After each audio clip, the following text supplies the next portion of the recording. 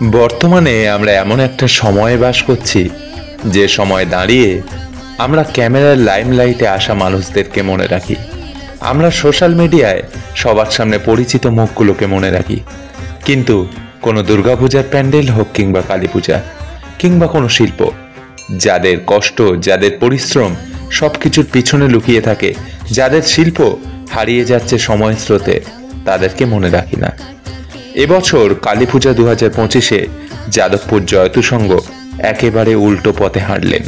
সেই কুমোর যাদের তৈরি মাটির হাঁড়ি, কলসি, এমনকি দেবী মূর্তি সমস্তটাই আমরা দেখে মুগ্ধ হই, তাদেরকে আনলেন ক্যামেরার লাইমলাইটে, স্থান দিলেন কালী পূজার মণ্ডপে।